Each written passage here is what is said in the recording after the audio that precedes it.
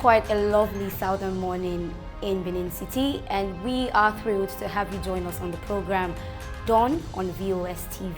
My name is Kosasogie Ibe, and today we are going to be reviewing some collective issues or interests as shown on front pages of our Nigerian newspapers. As usual, I'm not in the studio alone. I am joined by Suyi Ayodele of the Nigerian Tribune. Good to have you join us on the program. Good morning, sir. Okay, so yes, we have two papers to review today, talking about the Nigerian Tribune and, of course, the Vanguard newspaper. So without further much ado, we are going to start with the Nigerian Tribune. The major headline here says, Opposition to National Conference, Afenifere Ohanaeze Pandef, YCE Carpet Presidency. So what do you make of this, Mr. Shi? Yeah, it's expected. We said it yesterday.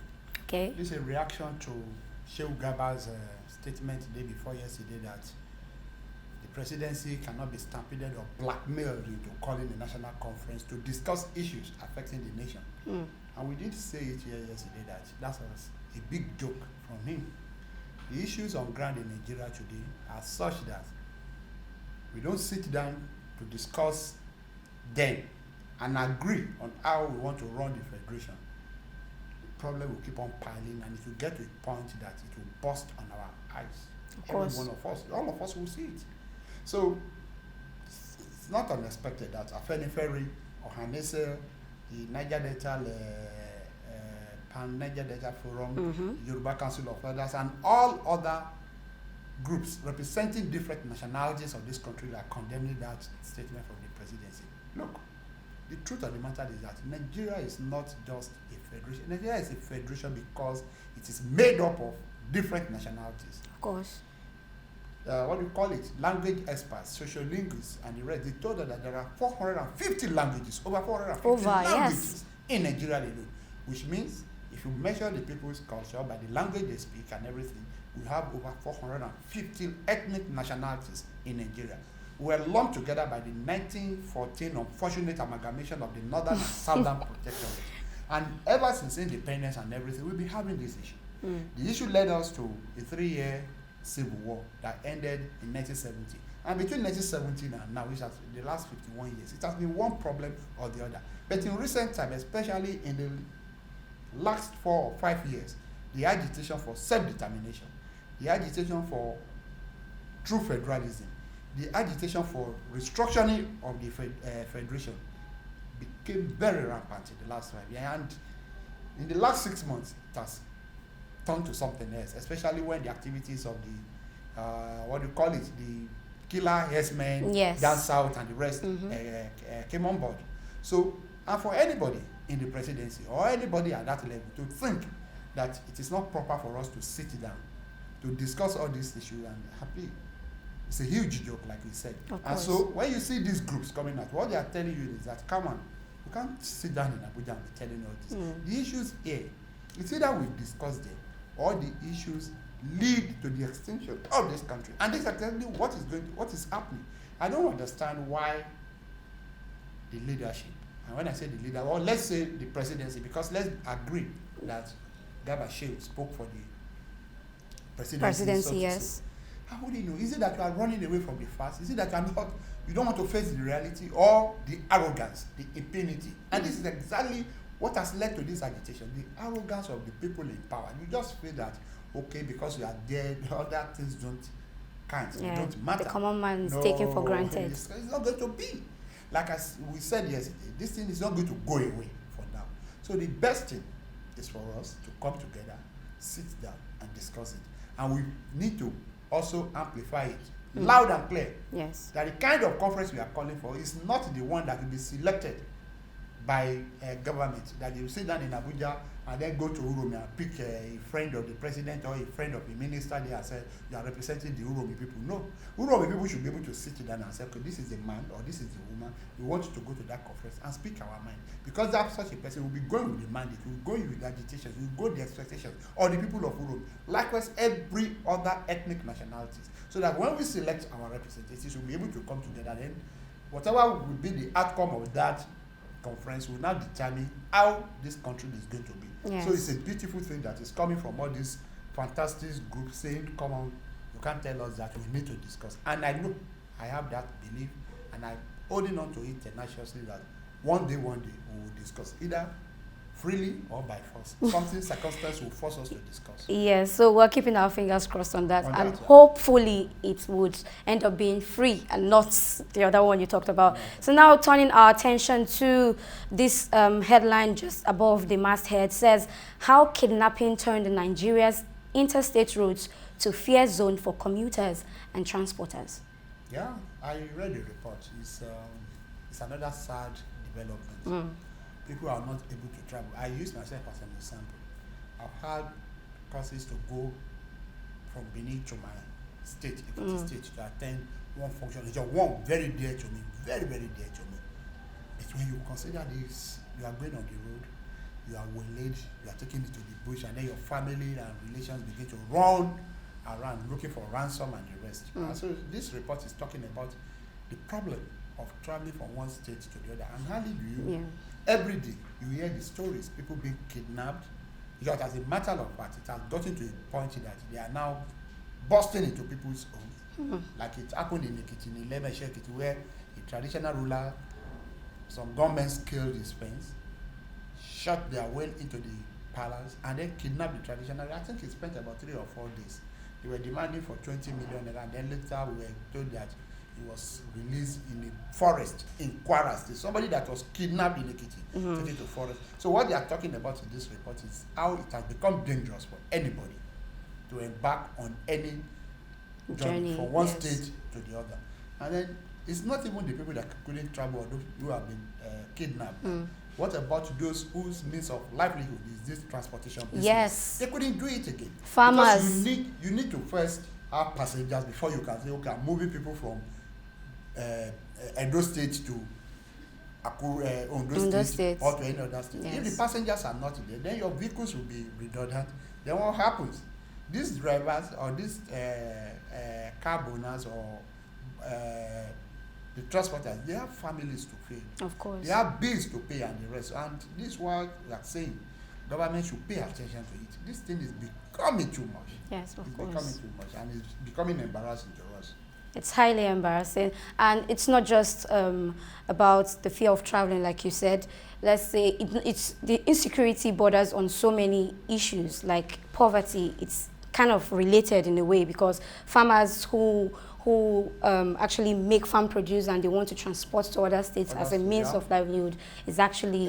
As a matter of fact, the first effect of insecurity is that it will increase the level of poverty. Like of course. Correctly said. Yes. You cannot move your goods and produce from one place to the other, and then you can't eat it alone.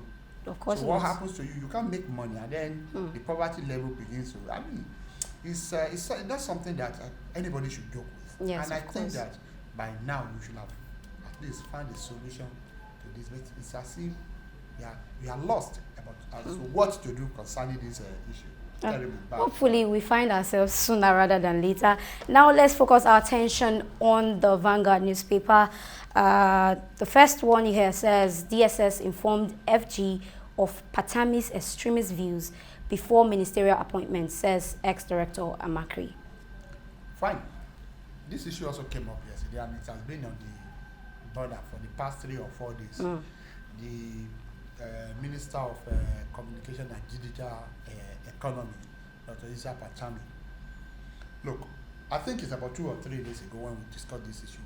I said, why I won't even blame Patami. I want to blame the agencies that are saddled with the responsibility of profiling anybody that wants to become anything, like that want to take up any political appointment in Nigeria. The process is that you submit your CVs and everything to all these security agencies, DSS and the rest, and they go around, investigate you and everything.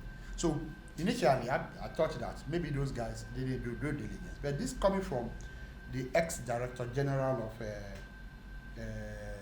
what do you call it now, of the DSS. Yes. But then you now ask yourself, is it that the appointing authority, who happens this time around to be President Muhammadu Buhari, did not see the report, indict him, or stating that this guy is not a fit and proper person to be appointed into the position of a minister of the Federal Republic of Nigeria. That's number one. Is it also a confirmation? If, for instance, he didn't see it, is that not a confirmation of the insinuations? And then even not even the insinuation this time around, belief, that strong belief for that matter, that the president appears not to know what is happening in this government.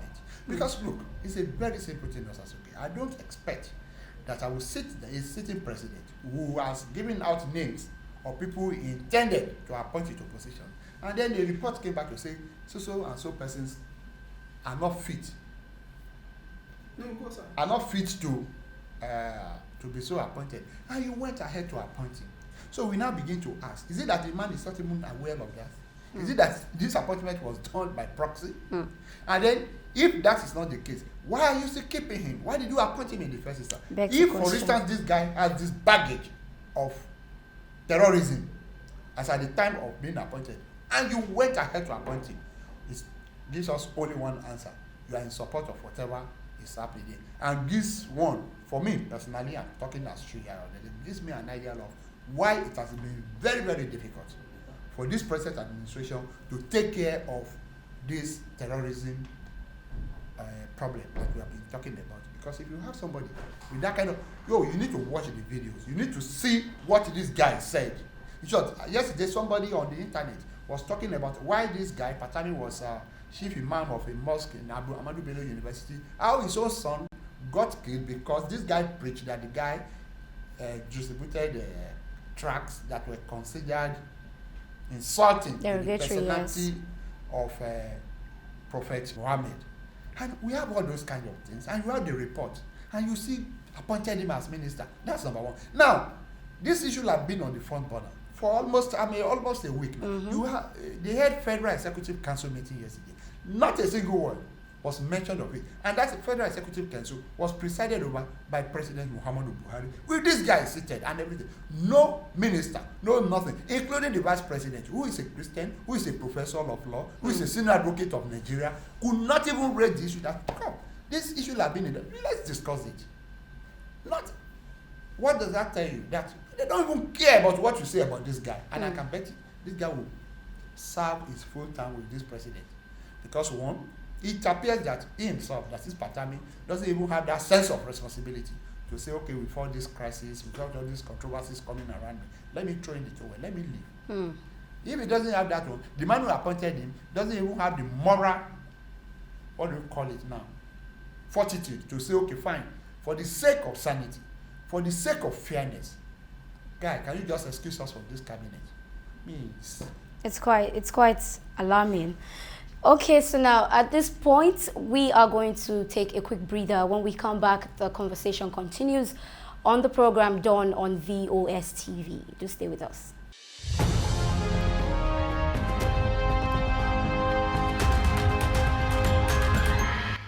It's good to know that you're still with us, and we are still reviewing some of the issues as shown on our national dailies, and we have the Nigerian Tribune.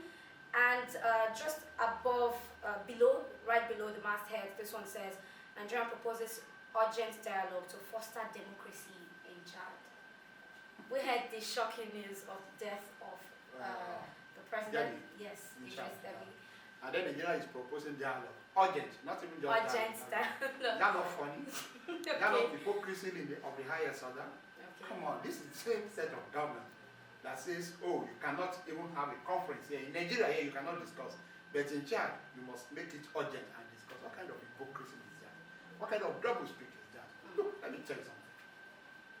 These guys in government, people in government, I don't think they realize what they are doing. They are sitting on a time bomb. I'm telling you, they're sitting on a time bomb. The only reason why our situation has not degenerated to Chad or to any other what do we call it, African nations, because of its, not even the size, but because of the number of nationalities that you have. Because if anything happens, you have 2-3 Yoruba men attack, they ask, is Hausa versus Yoruba or Igbo versus this. Otherwise, this country will have been in that. Now, we are saying let's discuss our own issues. We are saying no. But you have the mind, you have the gut, you have the temerity, you have the boldness, without shame to say, Shah should quickly sit down dialogue. Dialogue. But in Nigeria, we cannot dialogue. In Nigeria, we cannot discuss. So that tells you the kind of people you have in power in Nigeria, the kind of leadership that you have in this country. Very sensitive, very self-serving, very hypocritical, double-speak people. People that they tell you one thing in the morning, but you know they are doing something else in the evening, and then at dusk they different things entirely. But whether we like it or not, I keep on saying it. We will discuss. Nigeria will sit down. Nigerians will sit down. All the ethnic nationalities will sit down and say, okay, this is how we want this federation to be. It will come. Of course. Oh, it will surely Definitely. come. Okay. We hope sooner rather than later. Now we are going to be looking at Vanguard newspaper once again, and there is an interesting story right above the masthead. It says Senate approves another $2.6 billion loan for Nigeria, external debt to hit $35.95 billion. Another interesting story again. One, that the Senate, led by Lawan, approved this. It's not something that is not expected. It's not a shock to me. Okay. Oh, come on. Since the beginning of this Lawan leadership of the National Assembly, they've turned that National Assembly to an appendage of the executive. And he said it, anything that the executive brings, the guy, in short, as a matter of fact, I want to believe that he's even the one urging them from Masorok to say, bring bills, we are ready to approve, we are ready to approve. But that is not even the issue. Look at it. Another what do we call it now? $2.6 billion. Yeah, they said they want to use it to, majority of that money to attend to critical infrastructural development and the rest. And then you keep on asking yourself, when you keep on borrowing to put on infrastructure and everything, when are you going to pay this debt? As at the time this government took over in 2015, our external debt was $9.7 billion. Today, if you add these 2.6 that they just approved today, we are going to 36.95. Who is going to pay this debt? What that tells you, what they are trying to do is that they borrowed the future of this country. Because our own generation will not pay. Our children's generation, they are not likely to pay. Is the third generation coming that will pay this debt? Possibly. Probably, because what is even your earning? What do you call it? Foreign earning that you keep on borrowing. Everything. We borrow from China, we borrow from, in fact, as a matter of fact, from 2-3 months ago, we are going to Brazil of all places, to go and borrow money. Now, Meanwhile, there's still the issue of the minimum wage. The minimum, which minimum wage? Are they ready to pay that one? No. There's one report today that pensioners are seeing earning 2,000 naira. There are some pensioners in this country that are earning 2,000 naira per month.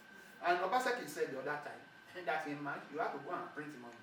So once you break, what exactly is the problem? What is our problem? Keep on borrowing. You are borrowing that you are taking money, you are taking loans that you don't even have the capacity to service. It's a terrible thing. So they borrowed out the future of this country. Terrible. Okay. Talking about some sectors or some people, selected people that still earn 2,000 naira. Polytechnic, this brings us to another news headline. Polytechnic lecturers vow to continue strike, accuse government of neglect. ASU, the other time, went on strike for almost 10 months. They called up the strike. And I tell you, I think ASU is just trying to present a situation or a case where people will not begin to say, your own is too much. Otherwise, the situation with ASU today warrants another strike, prolonged strike from them. Now, they're coming to Polytechnic. As they are doing it, the College of Education lecturers and the rest, they are warming up at the rest. Why? Because you are talking about neglect. It's not only neglect alone. It's sincerity on the part of the government. You keep on saying it. You call the people together. You agree. You negotiated. You agreed. You put pen to paper. You sign the dotted lines and everything. Then go and implement it to a daily dally. Then they will come back and go on strike again and everything. So it's the same thing all over again. One, maybe we should even just close down our educational system. Because on several occasions, a lot of people have spoken, they've called for the government to declare emergency in that sector of the economy. We've not had anything of that. They are not bothered about that. These guys will go on strike, maybe for another 6 months. Then ASU will pick. ASU is dropping, the General Union of Teachers will pick and everything. So what are you talking about? You have an agreement, for crying out loud. Can you just go ahead and implement your own side of the agreement? Yes. And that is exactly what they are talking about. Look, you need to go to the universities, or you need to go to our tertiary institutions and see what is happening here. Now, if you have a child in, let's say, University of Benin, for instance, Okay. and another parent has a child in, let's say, Igbenedion University or Bessie University, running institution, running the same course. The guys in Igbenedion University and now Bessie University will have graduated 3 years before the guys in Uniden. They started at the same time. And they started the same time. And that's exactly what you are doing. You have lecturers that have not earned any shot. You are not even giving them any grant to do research. The universities, the polytechnics are not even better than secondary school nowadays. You go to the science departments and everything, nothing to show for it. I studied English language, and that's some years back. I did phonetics. We are supposed to enter the, what do they call it, phonetic laboratory and everything. We never did. Everything they told us was just bilingual plosive and labiodelta fricatives and the rest. Don't you even know we what did that not is? experience it. I did not put on the, and that's from how many years ago? Yes. Now, compared to what you have, the rust in that system means it's a shame. But you know why they are not bothered? Because their children are abroad, getting the best. You see their photographs now. They flaunt it in our offices. They go there for graduation ceremony, and then they are displaying the certificates and everything. And back at home, our own children have been at home. Do you know how many criminals we produced during the 10 months of ASU strike? Yeah, you think it's a joke? Guys took to so many other things. Number instant moms. Oh, that one is given. That one is given. Because they are not doing anything. They went into so many horrible things that ordinarily wouldn't have happened If they were engaged. if they were engaged. So, Okay, it's quite disheartening, but we obviously always hope for the best out of the situation. Nigeria is our country, Nigeria is our home. So let's try as much as possible to play our own parts and talk and let the government also listen to us and play their own part, so we could all enjoy the dividends of democracy. It's been super insightful having you on the program, Shiri Ayodele. Thank you. Looking forward to doing this with you again. Yeah. Okay, so yes, at this point, it's a wrap on the show. Like I said earlier, let's play our own parts as responsible Nigerians. Let's make security our watchword. Let's try to report any suspicious activities going around our environment, our immediate environment, right? And also try to subscribe to our YouTube channel at VOS TV News, and of course like, comment, and turn on the notification bell. My name is Osasoge Ibe. Do have a lovely rest of the day.